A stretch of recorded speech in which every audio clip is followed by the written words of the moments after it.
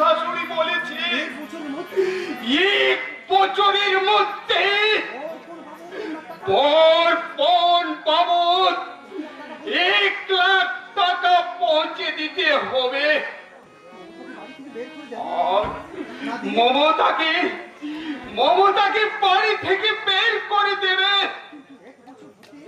কিন্তু 1 বছর হতে এখনো তো আর কয়েকদিন বাকি আছে। ওরে বোন, পরের টাকা নিয়ে কিছুদিন পরে তোর বাড়িতে যাচ্ছি রে বোন, কিছুদিন পরে যাচ্ছি। বাড়ি যাচ্ছি মানে? কোথায় যাচ্ছ? কার বাড়ি যাচ্ছ? কেন যাচ্ছ?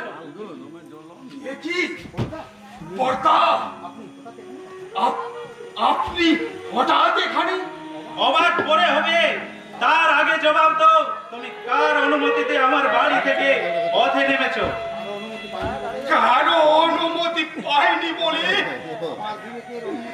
আমার বিবেকে অনুমতিতে বেরিয়ে এসেছি বড়দা। কিন্তু আমার তো ওখানে বসে থাকলে চলবে না। আমার যে অনেক টাকার দরকার বড়দা। আমি তো তোমাকে বলেছি যে তোমার প্রয়োজন মতো 1 লাখ টাকাই দেবো, তবু কেন তুমি? না পড়তা না, কারো দয়া দানের টাকা আমি নিতে শিখিনি। আমি চাই যতদিনে পারি আমি যে রোজগার করে ওই বর্মন ব্যাধি নাম আমি শেষ করে দেব। কিন্তু তাই বলে মোট ভাবে সেটাই বা আমরা সহ্য করবো কি করে? না বর্তা না, এই পৃথিবীতে কোনো কাজেই ছোট নেই। তাই আমি কোনো কাজের বিনিময়ে আমার বোনের জন্য আমি ওই সুখ পাখিটিকে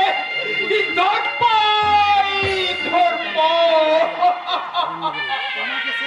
তোমাকে সে কাজে আমি বাধা দিচ্ছি না।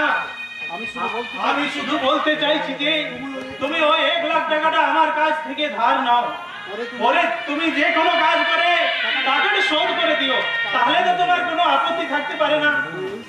বেশ, তাই হবে বড়দা। 1 বছর পূর্ণ হতে এখনো কয়েকদিন বাকি আছে। এই কদিন চেষ্টা করে দেখি কত টাকা আমি জোগাড় করতে পারি। যেটুকু কম পড়বে সেই টাকাটা আমি আপনার কাছে নেব বড়দা। বেশ, তাহলে এখন বাড়ি ফিরে চলো।